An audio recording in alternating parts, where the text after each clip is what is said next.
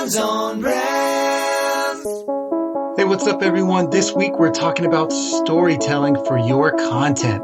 Check it out. In a world where advertising is ignored, business is exposed, and the only constant is change, how do you build a brand that matters?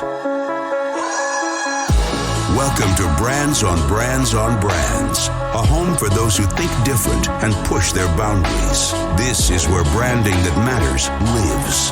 Now, here's your host, Brandon Birkmeyer. Hey, what's up? Welcome to Brands on Brands on Brands. I'm Brandon Birkmeyer, your personal marketing coach, and I believe that building a brand that matters is the only way for a business to thrive tomorrow. Thanks for tuning in each week as we bring you the content marketing tactics you need to build your brand, as well as interviews with thought leaders in marketing and branding. And this week is no different. Today's solo show is all about storytelling, how to build better stories with your content. From the beginning all the way to the end, how do you set up and then deliver a good story to your audience? This is both for interview type shows, for solo shows, for the content creators out there that like to be funny, that like to be serious. We have something for everyone in this show today. So hope you guys love it, and let's get going. Brands on Brands. All right. So how do you get better at storytelling? Well, what I'd like to talk about is the structure, the flow for how you go about building stories for your show, for your content, for your episodes. And I like to call it content flow. It's one of the steps in my content marketing strategy, in my content marketing system. It's a part of the system called design. And just like anything else, I think you need to design your flow. You need to design the flow of your show just like you would anything else. It needs to be thought about, and it has to be built purposefully. So let's go through the pieces of that, the things that constitute the flow, the storytelling elements that are going to help you build better content. So the three things that we'll talk about today are what I like to call rhythm, format, and formula. So RFF, rhythm, format, and formula.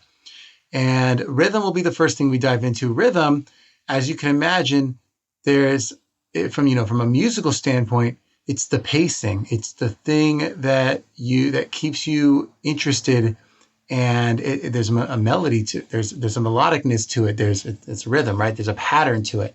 And when you talk about rhythm for storytelling, I like to think about it that there's different types of rhythms, and think about it in terms of intensity, right? So a lot of stories, the way to build them is to really launch strong. So a launch type rhythm would be you putting your most impactful, exciting material right at the beginning, so people are brought in, and then you can follow that up with the things that support the exciting thing that you started with. But that, after you peak, it'll be more of a consistent tone after that. So the peak of that rhythm will happen at the beginning of the show. So that's a launch type rhythm. So the next is going to be a build rhythm, and a lot of music is built on this. This is where you have a pretty consistent starting point, and then the excitement slowly starts to build towards the middle of the show, towards the middle/back half of the show. And that's when you can tease someone with a little bit of an exciting hook, or you can let them know that there's more to come. There's more to come. And a lot of shows work like this because they want you to watch most of the show or listen to most of the show so you can get to the juicy, revealing secret that they're going to give you somewhere near the back of it. And that's a build rhythm. And that works for a lot of shows. Steady rhythm is something that starts strong and then continues pretty much at the same energy, at the same level, the whole show. My show kind of works like that. I like to let you know what you're going to learn, and I give you a pretty steady rhythm of what you're going to expect throughout the show. That works too for a lot of formats, especially in an education one where I'm not trying to save a secret. I'm trying to give you tips and education throughout the whole show. So steady works best for me. And then the last type of rhythm is erratic. There's just everyone's got their own personality, and there are some energies that just tend to go up and down and up and down and up and down. And that's okay too. If that's your normal state, if you are very excitable and you go up and you go down and you don't know when your emotions are going to take over within your show, you don't know which part of the thing you're talking about is going to get you excited and get you going, that's fine too. You just have to understand that you have an erratic pace. You go up, you go down. And with that, there are people that are drawn to that energy, to that. They want to go on that roller coaster ride with you. But you have to decide for your show, what is the flow going to be? If you map it out, it won't be random. It's okay to be erratic. It's different than being random. If that's your energy, great. But what you don't want is for you to consistently be doing a steady flow and then just one show of all your shows is suddenly erratic. People will start to think that you had an off day because it's just not your style. So figuring out your format or your rhythm is part of the flow process, part of the storytelling process. So figure out what your rhythm is going to be in general, and then what your rhythm is going to be for a particular show. And then how do you structure that to make sure that if you've set it up a certain way, that it actually delivers like that. You don't want to work with a build flow and then actually have nothing that it's building towards and no exciting thing to reveal. So you have to figure out, what is my flow? What works best for me? The second piece of storytelling within, finding your flow is format. Obviously, before you started your show, you've decided what kind of show it's going to be. And the format would include things like, is this a solo show? Is this an interview show with two people? Is this two people and then a third guest? Is this multiple people in a room just chopping it up, sharing stories? That format matters. And then once you decide, obviously, how many people are going to be in the room or on the show, within that, you have some choices that will help you figure out the format that is going to help you deliver your story. So now, one of the formats, if we talk about this kind of show, for example, an education-based show has a certain type of format to it. Obviously, there are lessons, there are ways to build so that this type of content delivers. So what I like within an education format is I want to make sure I give you the value and let you know what you're going to learn right at the beginning of the show so that you know this is why you're sticking around. This is what you're going to learn today. Because if I don't tell you why you should be listening, what you're going to learn, then you're not going to know what you're waiting for. You might get one or two wins along the way, but you're not seeing the big picture. So in an education type show, in an expert type show, what I want you to do is see the full picture, get the macro view of what the value is you're going to gain in the show right away, right at the beginning, so that you can figure out if this is a show for you, if this is the thing you want to learn today. Another type of show is a storytelling type of show. And for a lot of episodes of people's shows, they do kind of a behind the scenes, and that's a good example of storytelling. They give you a more personal view into their lives, to what's really happening in their world. And they frame it around giving you some tidbits, some things that are happening, and they do that by telling stories. And those stories can range from things that happened in their day to observations around things that they see in their environment, to deep dives into things that they've read or been thinking about and want to share with you their reflection on that type of content. All of that works within a storytelling type architecture. And if that's your framework, that's great. In an interview type show for storytelling, an example would be for that format, you're going to want to right away with the guests, establish who they are, let people know this is the person I'm talking to so they understand their background when they start to tell their story. And you're going to pretty quickly in the show start asking them questions that lead into that story, that lead into the background of that person. Because to connect with the story that people are telling, you need to understand the storyteller. So it's your job to set up who that person is and where they come from and what their background is, their origin, so that the story makes sense, so that the people can say, is the person that's talking relevant to me? Do I feel connected to that person so that I know if I'll be connected to that story? So it's a different type of setup, and that's all because of the format of your show. The next version of a format would be someone who's giving some type of demonstration. If you're trying to explain to people how to do something, this is very popular content, especially on YouTube, for example.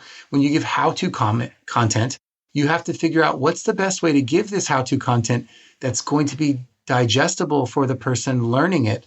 Because, for example, if the thing you're teaching needs a lot of visual demonstration, you're going to need to figure out how to do that in the context of your show. If it's video, then obviously that's easy. But if it's a podcast and the thing you're teaching is mostly visual, then you might have to figure out a different way to go about that. You might have to pull out some of the things that are demonstrations and talk a little bit more high level about the concept of why the tool is useful. Or you might just have to give some simple tips on how to get started with that tool. In a how-to format, it helps to frame that within some steps or within which you see a lot online, which is like the 3 simple things or the 5 this or the 7 best hacks for that, whatever the thing is. You have to give some structure to your how-to if that is the format, because the people listening need to make sure that they can follow you along the way and take away some actionable advice from that demonstration. So that's the demonstration type format. And another type format within that contributes to your flow, another one that you could select is a positioning type format. So this is what you would mostly consider as like an opinion story. So people that give their perspective, their opinions, their personal beliefs about a particular topic. There are plenty of shows that are very successful doing that. And to set a show up like that, you need to basically be able to state your argument right off the bat and why it's a topic that you wanted to talk about today. And then the rest of the show is going to be formatted around supporting those arguments. You have to come up with the things that support them, because just giving opinions is fine, but if you don't support them, then no one has any context for why you believe those things, and they can't decide for themselves if your position is something that they agree with or disagree with, because they don't know why you have that position in the first place. And even if they disagree, it's nice for someone who disagrees with your position or opinion to know why you happen to feel that way, so that at very least they can empathize with how you came to that conclusion or why you hold that belief. So this format part of storytelling is really important, because the way you frame every conversation should directly derive from the type of format that you choose. So that's something to think about. When you're trying to come up with a strong flow for your show, you have to come up with, okay, based on the format I'm delivering, what is the best way to structure my content? And that structure is the format that we're talking about today. So we've covered rhythm, we've covered format, and the last piece of this flow, of this storytelling architecture, is what I like to call formula. And I'm going to call the formula that we should be using in general, I call it hook, line, and sinker. And the first piece of this is the hook. As you've noticed, as we've talked about the other examples today, a lot of them talk about how do you start. And the hook is, in a storytelling fashion, the hook is how you start. What are you going to do to start your show that sets up the rest of the show? And it has to take into consideration your rhythm. It has to take into consideration your format, like we've talked about. So the hook is the beginning of the show. And some ways you can approach setting up your hook are, you can start with the story. You can start with the story that demonstrates in an interesting way the thing you're going to talk about that brings people in. You can start with some type of belief or myth that is common that you are going to disagree with, that you're going to bust the myth. And once you start with that kind of hook, people are interested. They want to know, well, that is what I thought I believed. Why isn't that true? So, you're setting up something at the beginning that busts that myth. Another type of hook that you can start your show with is what I call the transformation hook. So are you going to let people know that by the end of this show, the thing that they didn't know how to do, they'll know how to do, or the thing that they were struggling with, they're not going to be struggling with anymore. The person that they used to be will be a different person after hearing this. Whatever that thing is, these are all types of hooks that the entire goal of the hook is to capture interest. And if you can capture interest at the very beginning of your show, because you've hooked them with either by stating exactly what the value is going to be, by telling a good story, by busting a myth, by guaranteeing some kind of transformation, whatever that thing is that you've done to hook their attention at the beginning of the show, is part one of the formula for building a strong show flow. So the beginning part of it is called hook. That's part one of the formula. Part two of the formula, I like to call line. Again, it's hook, line, and sinker. And for line, this is going to be the body of your content. What are you going to do in the middle of your content that supports the hook, that fits your format, that stays on rhythm, and helps your readers stay engaged, your listeners or viewers stay engaged to your content throughout the middle of the show, which is the bulk of the listening. What you don't want to do is have people tune in and then drop off immediately. Maybe they were into your hook, but then they started listening and they weren't following your flow in the middle. Your formula wasn't followed. If you don't have a strong line on your hook, line, and sinker, you don't have something in the middle, the body of your content doesn't deliver, it doesn't follow this formula, people are going to leave. So here's a couple of formats that are very standard for the line section, the body section of your content. And the first is you can do a simple essay style body of your content. So think of it like this. Anytime you wrote an essay in college, you would start with your introduction, your main point that you're trying to make, your main argument, and then you'd have to support it with 3 main points. And those main points you would elaborate on and you'd give examples and you'd dive deeper on. But there was 3 simple arguments that supported your main thesis. And the reason you'd stick to 3 is because when other people try to remember the thing that you taught or talked about, it's easy to remember things in 3s. And beyond that, you tend to lose track of all the things along the way. So stating 3 simple supporting points and then elaborating is helpful. So that's one way to set up the line of your content, the body of your content. So the second one I like to call the skeleton key. And this is how I build a lot of my content is I actually think about from the beginning, what is the main question I'm trying to answer? What is the main thing I'm trying to teach? And then I start with an essay type format. I build 3 examples of that, but it might be 4, it might be 5. I build 3 or 4 key concepts that are the most important pieces of my main topic. And then I elaborate in the way a book would elaborate. I say, okay, well, if these are my 3 main points and I had to answer the main questions of each point, what would be the titles of those topics? And if you start to think about the way chapters are written in a book, there might be 8, 9 chapters, and each of them are supporting a larger point, but they are natural breaks in the flow of the content. So the skeleton key for content, it's what I like about it, and the reason I call it a skeleton key is because it almost unlocks every door. In other words, any type of piece of content you can think of usually has a main subject, and then you can elaborate on that subject in 3 ways. And then everything you elaborate on, you could take a step further with each of those individual things and elaborate another 3 ways. And then each of those can go deeper. So it becomes this massive pyramid, or the way I like to think of it is every door unlocks 3 new doors, is a room with 3 new doors in it. So you keep walking into new rooms with new doors. And the key to all of that is the structure. So the entire seasons of my podcast are built on this skeleton key framework where every topic leads back to a topic above it. And each topic is supported by 3 elements. So something to think about in terms of building the body of your content might be the skeleton key approach. And then the third is this hero's journey. We talked a lot about storytelling because this whole episode's about storytelling. And one of the popular ways to structure the line, the body of your content, is to build it as a hero's journey. And this isn't where you're the hero as the guy talking. It's more that the people listening are the hero and you're the guide that helps them get there. And if you're setting up the line of that, you will either be giving them quick wins along the way that help them get there, or revealing certain things that they didn't know about themselves or that they didn't know would help break them through to get to where they need to go. But you need to set up the hero's journey within your story. And there might be some struggle along the way. And you can call that out. You could say, hey, this step in the process isn't going to be easy. This is the hard part. And once you solve this, you'll be one step closer to getting to your goal. And here are the things that are going to be battling you. And here's the things that are going to be hard for you and against you. But if you do these couple of steps like I told you, there's light at the end of the tunnel and you can get here. And then when you get to the end of the road, here's what the prize is. Here's what the victory will be.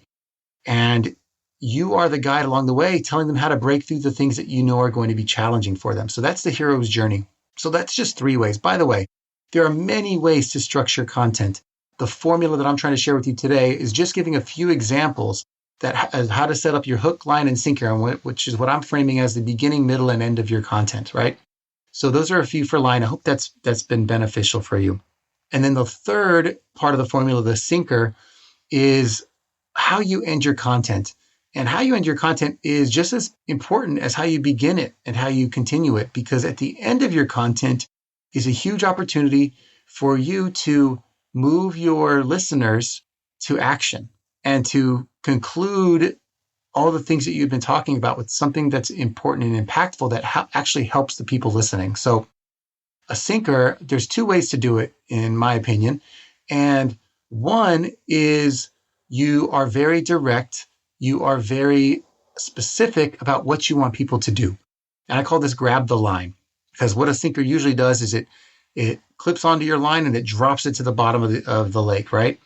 And the grab the line is a very obvious version of that. It's saying, you know what? Hey, if you've been listening, the next best thing that you should listen to is this. Go check it out. It completely complements the thing we're talking about today. Or if you've been listening today and you found value, the best tool that I can offer you is this free thing here that'll help you accomplish the things that we talked about today, will help you overcome the challenges that we talked about today, or is a simple way to refer back to the resources and tools that we talked about today. That is a very direct, compelling call to action that grabs the line and pulls them to the end of the story with you and takes them somewhere else. And that's the key. You need to take them somewhere else because you don't want your relationship at the end of your content to end. You want to be taking them either into another piece of content in your world or into another service or way that you can help them in your world. Because what's the point of serving them content if you lose them at the end of it? So designing that call to action, that sinker, is really important.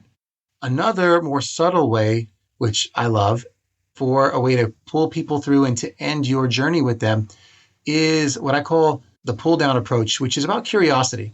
It's not like grabbing the line. It's more like you're teasing them, and a bit more like a bobber works, which is basically it's floating there and it's keeping people like, what is that thing? What is that thing over there that helps you?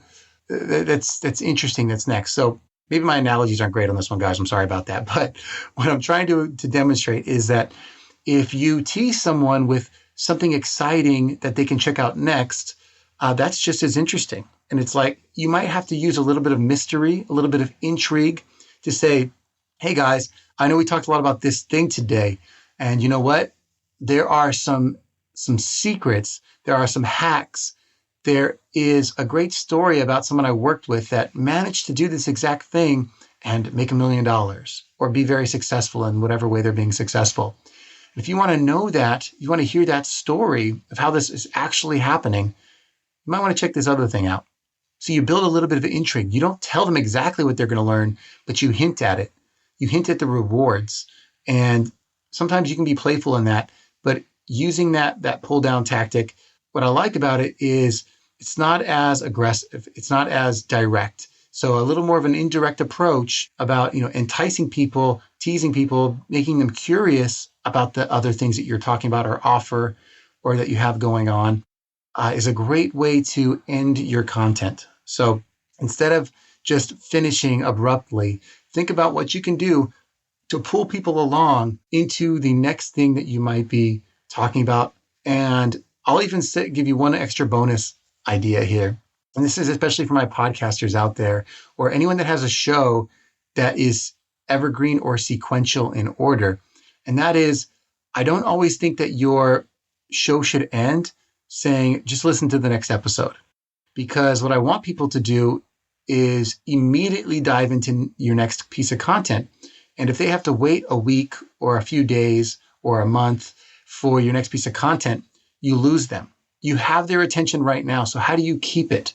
And the best thing to do is to send them, instead of forward into next week's content, you send them backwards into something you've already created that makes sense. And it's not the easiest thing to design. I'll tell you, this season of the show, the most important show to listen to was the first episode of the season, which was episode 121, because that is the most macro view of the most full picture of my content marketing strategy, of my approach to content marketing strategy. And so every show is going to lead back to that. So if you are interested in what we talked about today in the design of a show and the flow of a show and how to storytell, that's just a small piece of the bigger picture of how to design your content marketing strategy. And there's 4 steps in your content marketing strategy, which I explain in that episode, which are you have to design your show. If there's a development stage, there's a distribution stage, and there is a discovery stage.